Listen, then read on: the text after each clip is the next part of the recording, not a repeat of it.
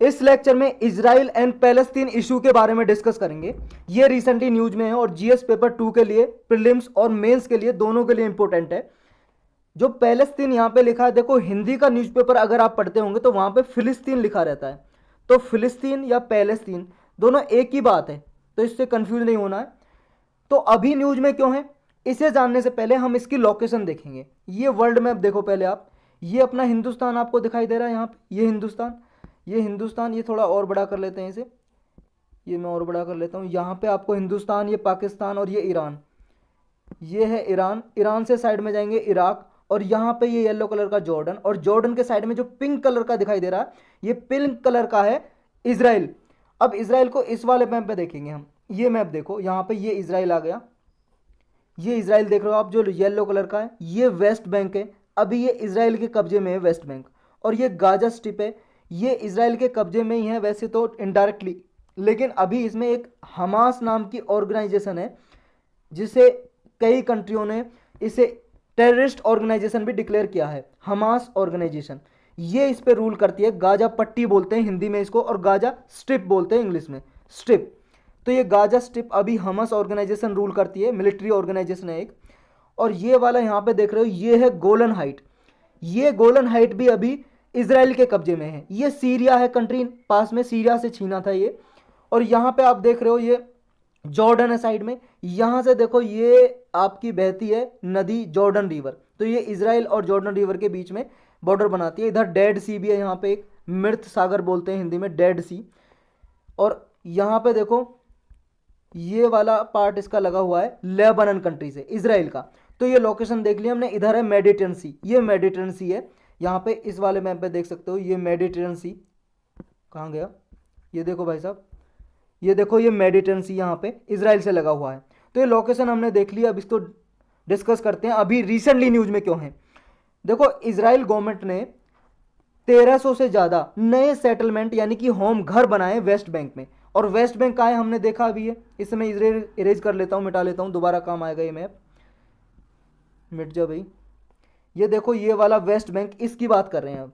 यहाँ पे देखो ये जेरूसलेम है ना, जो जेरूसलेम ये कैपिटल है, राजधानी है इसराइल की। ये वेस्ट जेरूसलेम और ईस्ट जेरूसलेम में बटी हुई है, इस पे डिस्प्यूट चलता रहता है। यहाँ पे देखो पैलेस्तीन लोग रहते हैं, जो पैलेस्तीन है ना, ये अभी कंट्री नहीं है, लेकिन इसराइल कंट्री है, देश है। पैलेस्तीन में रहते हैं भाई साहब अरब पीपल, अरब मुस्लिम पीपल हैं। अरब इसलिए बोलते हैं इनको क्योंकि अरब इनकी लैंग्वेज है, भाषा भी है।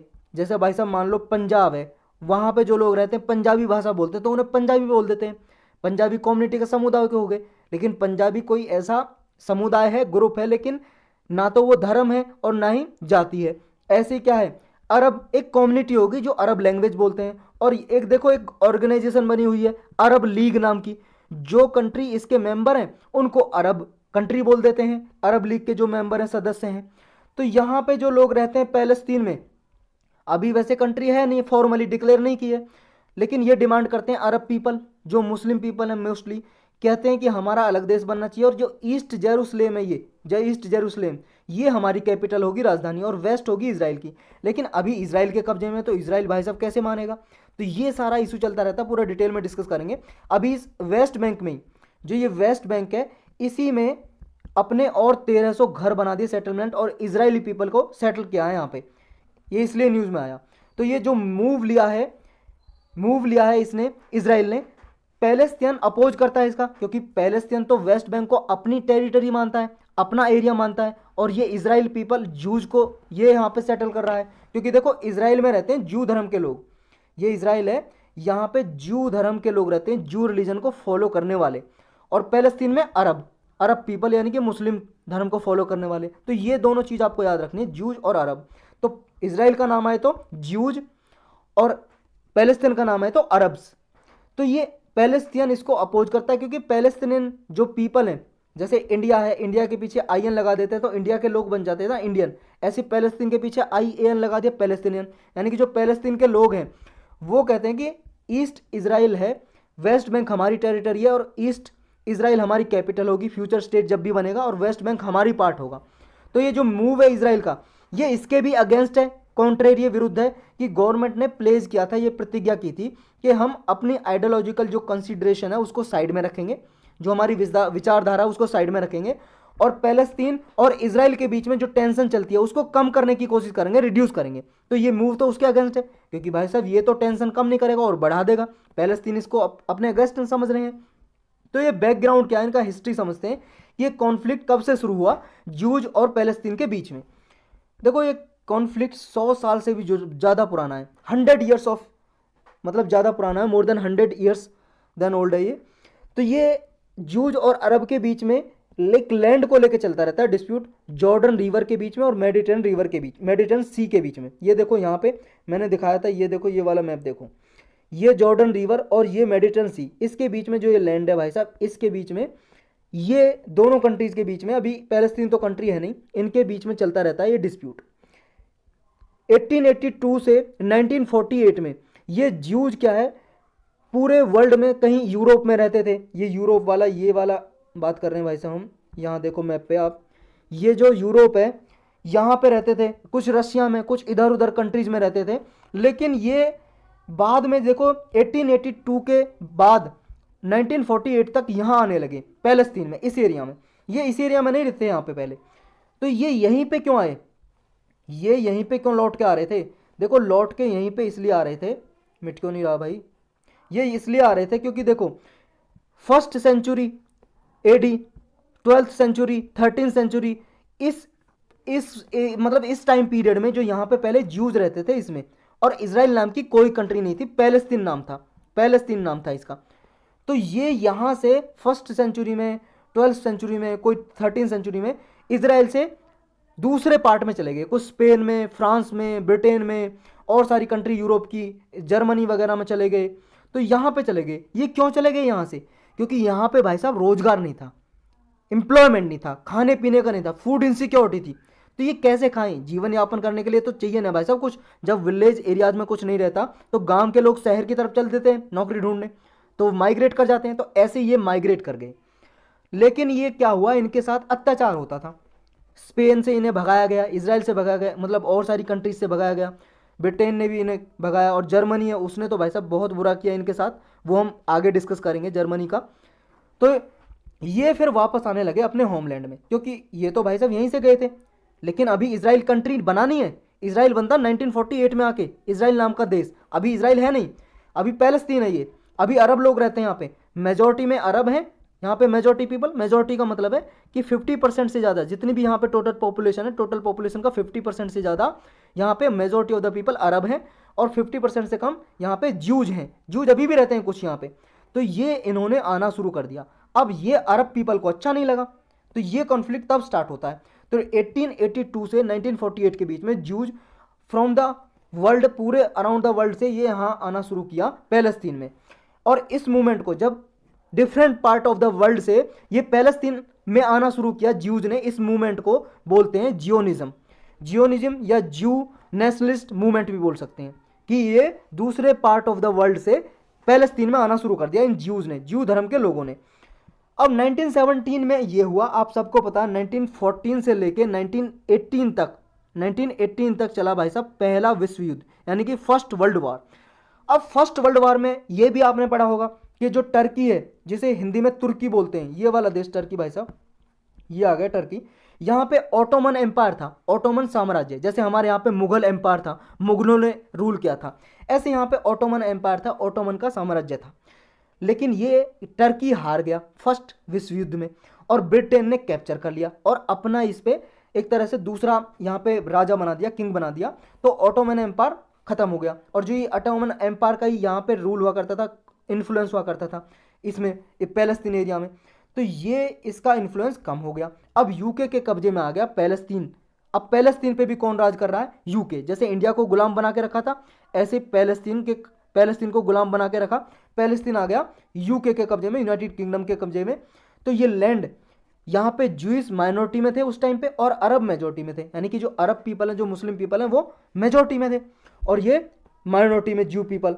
फिर 1917 में ही बालफोर डिक्लेरेशन, ब्रिटेन ने एक अनाउंस की, घोषणा पत्र है ये, बालफोर घोषणा पत्र बोल लो या फिर इसे बालफोर डिक्लेरेशन बोल लो। ये एक डॉक्यूमेंट जारी किया, इसमें कहा कि भाई साहब ब्रिटेन का कंट्रोल है किस पे? पैलेस्तीन पे अभी। तो इसका टारगेट ये है, ये ज्यूज के लिए घर बनाएगा यहाँ पे, मतलब ये ज्यूज, पैलेस्तीन ज्यूज का कंट्री रहेगा, ज्यूज का कंट्री बनेगा, ज्यूज पॉपुलेशन का। लेकिन भाई साहब उस टाइम पे तो अरब पीपल यहाँ मेजोरिटी में रहते थे, है क्या नहीं? अगर मान लो पाकिस्तान में डिक्लेयर कर दे कि पाकिस्तान में हिंदुओं का रहेगा, तो कैसा लगेगा वहाँ पे मुस्लिम कम्युनिटीज़ को? बुरा लगेगा। इसी तरह से इन्हीं को बुरा लगा, तो ये अरब पीपलों ने अपोज किया, यहाँ पे अरब्स थे जो, इन्होंने अपोज किया कि भाई साहब कैसे, हमारी पॉपुलेशन मेजोरिटी में और आप ज्यूज के लिए ये कंट्री क्यों बनाना चाहते हो? तो ज्यूज ने तो फेवर किया, क्योंकि ज्यूज को तो घर चाहिए था, और क्योंकि ये यहीं से गए थे कुछ सालों पहले, सैकड़ों 200-300 साल पहले ये यहीं से गए थे ज्यूज पीपल। तो इन्होंने तो फेवर किया, पक्ष में किया कि हाँ डिसीजन सही है ब्रिटिश गवर्नमेंट का, ये बालफोर डिक्लेरेशन में। लेकिन जो पैलेस्टीनियन थे, यानी कि जो अरब पीपल रहते थे यहाँ पे अरब्स, उन्होंने रिजेक्ट कर दिया, उन्होंने कहा कि नहीं भाई साहब ऐसा नहीं हो सकता। तो ये कॉन्फ्लिक्ट शुरू हो गया ज्यूज और पैलेस्तीन के बीच में, रियॉट्स होते थे, झगड़े होते थे, लड़ाई झगड़े होते थे। तो देखो इस टाइम पे ही अब आया 1939 का पीरियड, 1939। ये पीरियड कौन सा याद करो, आपने पढ़ा होगा वर्ल्ड हिस्ट्री में। इस टाइम पे सेकेंड वर्ल्ड वॉर शुरू हो गया था, सेकेंड वर्ल्ड वॉर, ये चला 1945 तक, द्वितीय विश्व युद्ध हिंदी में बोलते हैं। तो इस टाइम पे क्या होता, जर्मनी में बहुत सारे ज्यूज रहते थे। जर्मनी कहाँ पे, ये देख लो आप, ये भाई साहब जर्मनी दिखाई दे रहा है यूरोप में आपको। यहाँ पे हिटलर था, हिटलर उस टाइम पे राजा हुआ करता था, आपने नाम सुना होगा ना, अडोल्फ हिटलर, पूरा नाम है अडोल्फ हिटलर। तो हिटलर भाई साहब बहुत ही कट्टरवादी नेता था। तो हिटलर ने प्योरिफिकेशन शुरू कर दिया, इसने कहा हम प्योरिफिकेशन शुरू करेंगे, यानी कि प्योरिफिकेशन का मतलब शुद्धिकरण, एक तरह से प्योरिफिकेशन। तो इसने प्योरिफिकेशन का मतलब ये था कि यहाँ पे जर्मनी रहेगा मतलब जर्मनी फॉर जर्मन्स। इसने ये नारा दिया, स्लोगन दिया, जर्मनी फॉर जर्मन्स, कि जर्मन के जो ओरिजिनल पीपल हैं, इंडिजिनस पीपल हैं, मूल निवासी, वो ही रहेंगे। क्योंकि देखो ज्यूज पीपल ने जर्मनी में बहुत सारे मीन्स ऑफ प्रोडक्शन हासिल कर रखे थे, बहुत सारी कंपनियां ज्यूज के नाम पे थी, ज्यूज ही चलाते थे, बहुत ज़्यादा अमीर पीपल थे ज्यू धर्म के लोग। तो हिटलर को ये अच्छा नहीं लगा कि हम जर्मनी के, हमारे पास तो कुछ है नहीं, जूज के पास है, तो इन्होंने मरवाना शुरू कर दिया जूज को। तो इसने भाई साहब जब ये सेकेंड वर्ल्ड वॉर शुरू हुआ था, इस टाइम पे एक पार्टी बनाई, नाजीज्म, नाजी पार्टी बनाई, नाजी। और इस नाजी पार्टी की जो फिलॉसफी थी, ये नाजी पार्टी है, नाजी पार्टी की फिलॉसफी थी, यानी कि विचारधारा, वो हो गई नाजीज्म, बहुत ही कट्टरवादी नाजीज्म। आईएसएम जब भी जुड़ जाता है किसी वर्ड में, मतलब फिलॉसफी, विचारधारा की बात हो रही है। और ये नाजीज्म पार्टी ने, जो हिटलर की थी, इसने मारना शुरू कर दिया जूज पीपल को। और यहाँ पे लगभग 6 मिलियन जूज के लगभग लोगों को मारा। 1 मिलियन में 10 लाख होते हैं, लगभग 60 लाख जूज को मरवा दिया इसने। और जब जूज को मरवा रहा था तो इसी मूवमेंट को बोलते हैं हॉलोकास्ट। इसकी वजह से जूज जर्मनी से भाग के आने लगे, वो तो जान बचाएंगे भाई साहब, वो अब यहाँ पे आने लगे। ये कहाँ पे, क्योंकि उनका होमलैंड था, यहीं से गए थे, ये आने लगे। अभी इसराइल नहीं बना है, इसराइल नहीं है अभी, इसराइल बनेगा 1948 में, अभी चल रहा 1939। तो ये आने लगे पैलेस्तीन में, इसमें आने लगे।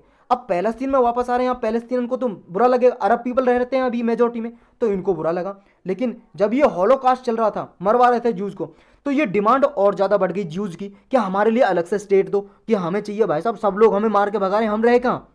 अब सोचो, अब जैसे और बहुत सारे कॉन्फ्लिक्ट चलते रहते हैं वर्ल्ड में, जैसे रोहिंग्या इशू है, म्यांमार में लोगों को भगा देते हैं मार के, रोहिंग्या मुस्लिम्स लोगों को, तो ये कहाँ रहें, इनको भाई साहब ज़मीन तो चाहिए ना, ये भी तो लोग हैं, पर्सन है, ये कहाँ रहेंगे।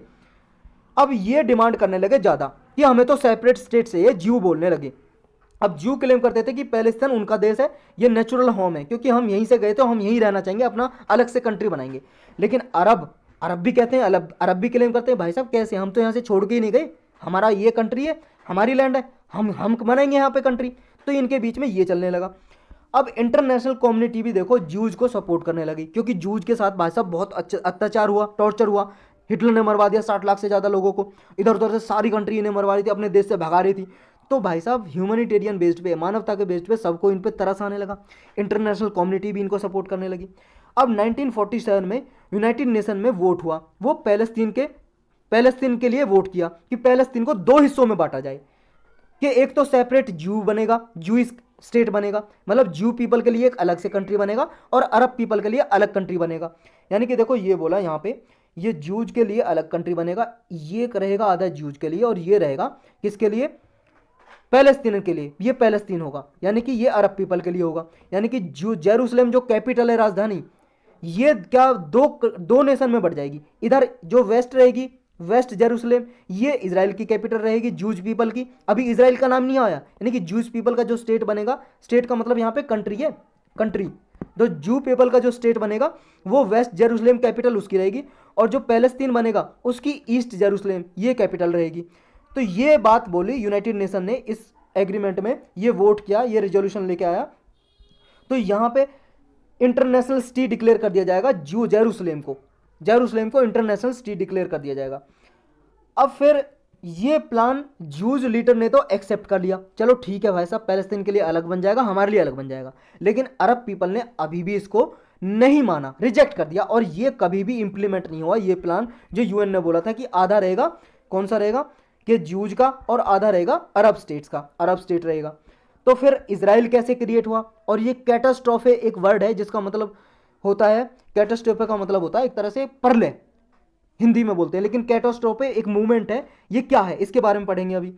तो 1948 आ गया, 1948 आ गया। अब ब्रिटेन ने अपना कंट्रोल यहां से हटा लिया, और जूज ने, जब ब्रिटेन छोड़ के चला गया पैलेस्तीन को, तो जूज ने डिक्लेयर कर दिया कि हम इजराइल क्रिएट करेंगे अपना, हमारे नए कंट्री का नाम होगा इजराइल।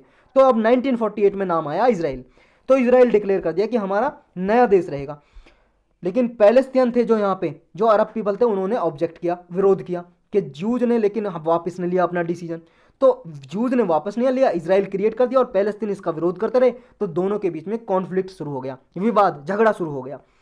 जो नेबरिंग अरब यहाँ पे थे, मतलब आसपास के देशों में भी तो अरब पीपल रहते थे यहाँ पे, जॉर्डन में, सीरिया में, लेबनान में, जो आसपास के जो अरब्स थे, इसके नेबर कंट्री, पड़ोसी, तो उन्हें भी क्या है, इन्वेड कर दिया, आक्रमण कर दिया इजराइल पे।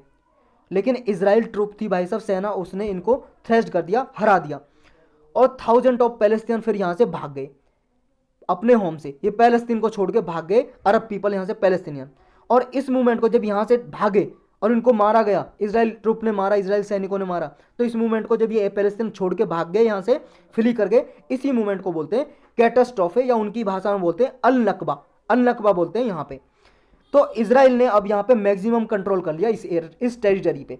जो जॉर्डन था, जॉर्डन ने फिर वार किया इजराइल के साथ, ये जॉर्डन है, जॉर्डन का वार हुआ इजराइल के साथ इसी टाइम पे। अब जॉर्डन और इजराइल के बीच में जो युद्ध हुआ, इसमें देखो बहुत सारा जो टेरिटरी है, ये वेस्ट बैंक है, जो अभी ये वेस्ट बैंक दिखाई दे रहा, ये जॉर्डन ने कब्जा कर लिया, इस टाइम पे जॉर्डन के हाथ में चला गया। और इजिप्ट ने ये गाजा स्ट्रिप को हासिल कर लिया, ये देखो, ये जो ये है, ये गाजा पट्टी, ये अभी इनडायरेक्टली ये इजराइल के कंट्रोल में माना जाता है, लेकिन हमास ऑर्गेनाइजेशन है जो ऊपर हमने डिस्कस किया। तो ये गाजा स्ट्रिप आ गई इजिप्ट के कब्जे में, ये इजिप्ट भाई साहब ये नेशन है, ये कुछ थोड़ा बहुत ये ना, ये वाला देखो, ये एरिया है इजिप्ट का, ये सिनाई पेनिनसुला ही है यहाँ पे, सिनाई पेनिनसुला, पेनिनसुला देखो उसको बोलते हैं हिंदी में प्रायद्वीप। प्रायद्वीप या पेनिनसुला को तब डिफाइन करते हैं जब कोई भी लैंड तीन तरफ से पानी से घिरी हुई होती है। जैसे देखो इंडिया की लैंड की बात करें हम, यहाँ पे बोलते हैं ना इंडियन पेनिनसुला, क्योंकि देखो इस तरफ से इस तरफ तीन साइड से ये पानी से घिरी हुई है, इसलिए इंडियन पेनिनसुला। ऐसे ये देखो सिनाई पेनिनसुला यहाँ पे, ये बड़ा मैं करके दिखाता हूँ थोड़ा, ये इजिप्ट भाई साहब, ये देखो ये वाला पार्ट सिनाई पेनिनसुला, इधर से और इधर से तीन साइड से पानी से घिरी हुई है सिनाई पेनिनसुला। तो इस सिनाई पेनिनसुला यहाँ इजिप्ट का ही है अभी ये। अब इजिप्ट ने ये गाजा पट्टी, इस वाले मैप में देखो, ये गाजा पट्टी, मैं इसे मिटा लेता हूँ, इरेज कर लेता हूँ, अरे यार, अब ये जो आ गई गाजा पट्टी, ये इजिप्ट ने हासिल कर ली इस युद्ध में, इजिप्ट के कब्जे में आ गई। अब जेरूसलेम था जो, वो दो रीजन में डिवाइड हो गया, इजराइल के कब्जे में आ गया वेस्ट जेरूसलेम, और जॉर्डन के कब्जे में आ गया ईस्ट जेरूसलेम, जॉर्डन के कब्जे में। जॉर्डन एक कंट्री अभी भी, लेकिन देखो कोई पीस एग्रीमेंट नहीं हुआ फॉर्मल, ना तो जॉर्डन इजराइल के बीच में और ना ही इजिप्ट और इजराइल के बीच में हुआ, कि कोई भी साइन नहीं हुआ। लेकिन एक दूसरी कंट्री दोनों पे ब्लेम लगाती रही, क्या आरोप लगाती रही कि भाई साहब ये हमारा ही पार्ट है। इजराइल बोलने लगा सारा जेरूसलेम हमारा है, जॉर्डन बोलने लगा वह हमारा है, और वेस्ट बैंक भी, ये वेस्ट बैंक की जॉर्डन के कब्जे में अभी, अब जॉर्डन के कब्जे में। लेकिन अब आया 1967 का टाइम, 1967 में क्या हुआ, 1967 में क्या हुआ कि यहाँ पे फिर एक वार हुआ, 6 डेज का वार बोलते हैं उसे, 6 डे वार, 6 डे वार 1967 में हुआ। यहाँ पे इजराइल फोर्सेस ने अब जेरूसलेम, ईस्ट जेरूसलेम भी अपने कब्जे में ले लिया। यहाँ पे था ईस्ट जेरूसलेम, और ईस्ट जेरूसलेम के साथ साथ ये वेस्ट बैंक पूरा अपने कब्जे में ले लिया इजराइल ने। और ये जो इजिप्ट के हाथ में था, ये गाजा पट्टी, गाजा स्ट्रिप, ये भी इसराइल के कब्जे में चला गया।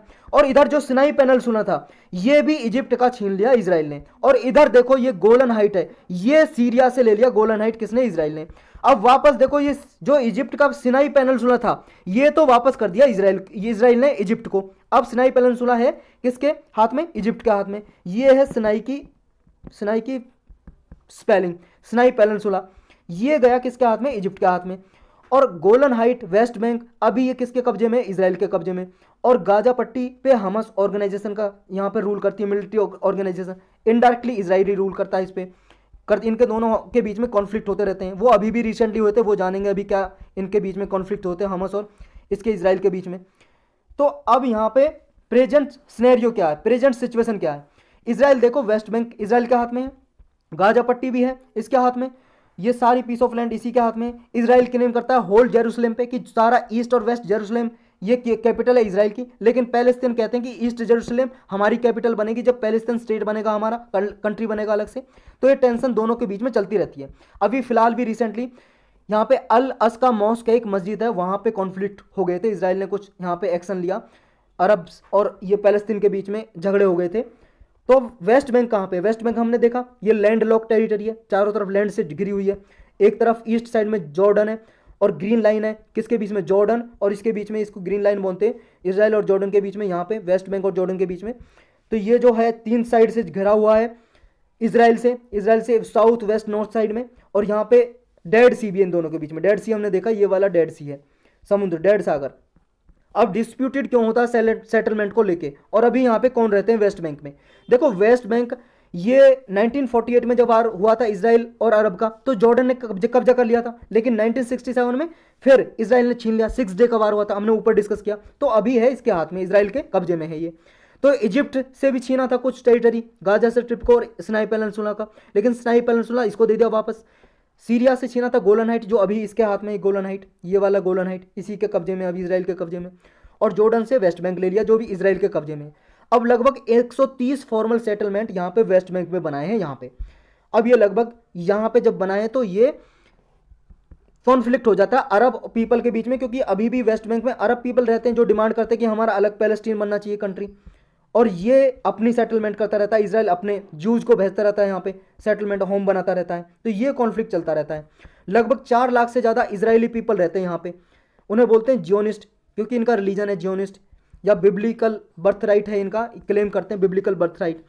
तो यहाँ पे 26 लाख पैलेस्तीन लोग रहते हैं, अरब पीपल। वेस्ट बैंक की बात कर रहे हैं अभी हम, वेस्ट बैंक में 4 लाख इजराइल पीपल रहते हैं। ये भेजता रहता है, देखो येलो येलो पार्ट दिखाई दे रहा ना, यहाँ पे अपने लोगों को बसाता रहता है। इतनी टेरिटरी इसराइल ने अभी यहाँ पे लोग बसा के कब्जे कर दिए, लेकिन है इसराइल के कंट्रोल में ही, लेकिन अपनी पॉपुलेशन बढ़ा रहा है यहाँ पे। और यहाँ पे अरब पीपल हैं, जो बाकी का आपको ब्राउन एरिया दिखाई दे रहा है। तो ये टेरिटरी अभी कंटेंशन बना हुआ है, पॉइंट ऑफ कंटेंशन, यानी कि विवाद का एक तरह से झगड़ा होता रहता है पैलेस्टीन और इसराइल के बीच में। और इसराइल इस पे 1967 से कंट्रोल करता आ रहा है। लेकिन ये सेटलमेंट जो कर रहा है इसराइल अरब पीपल के पास यहाँ वेस्ट बैंक में, क्या ये लीगल है, क्या इलीगल है, अवैध है या लीगल है? देखो United nation general assembly, United nation की एक ऑर्गन है भाई साहब, 6 अंग है, 6 ऑर्गन है, उनमें से ये 3 है। United nation general assembly, United nation security council, international court of justice, ये तीनों का कहना यह है कि वेस्ट बैंक में जो सेटलमेंट है, ये 4th जेनेवा कन्वेंशन हुई थी, एक मीटिंग हुई थी भाई साहब जेनेवा में, उसको बोलते हैं 4th जेनेवा कन्वेंशन। यहाँ पे जब मीटिंग हुई थी उसमें कुछ डिसीजन लिए थे, गाइडलाइंस, तो उन गाइडलाइंस का वॉयलेशन है, ये उल्लंघन है, जो वेस्ट बैंक में इसराइल अपना सेटलमेंट बढ़ा रहा है। तो ये 4th जेनेवा कन्वेंशन क्या बोलती है?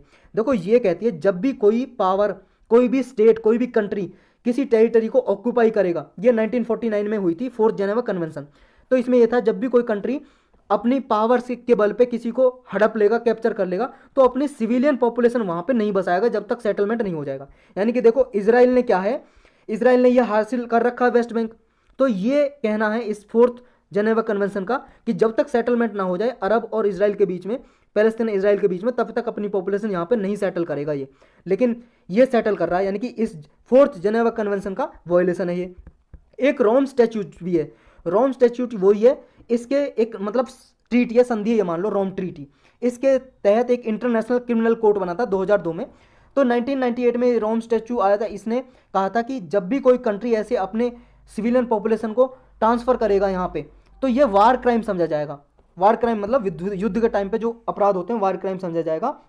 एक तरह से इनकी प्रॉपर्टी वगैरह को डिस्ट्रक्शन करेगा, अनलॉफुली सेटलमेंट होगा ये, वेंटली होगा, वेंटली मतलब बल के पूर्वक, बल के बेस पे, फोर्सफुली और इलीगल अवैध तरीके से अनलॉफुल होगा ये सेटलमेंट। यानी कि जो इजराइल सेटलमेंट कर रहा है रोम स्टैच्यू के भी अगेंस्ट है, रोम स्टैच्यूट, और फोर्थ जेनेवा कन्वेंशन के भी अगेंस्ट है। तो ये सारा अभी प्रेजेंट सिचुएशन है और यही था इस लेक्चर में।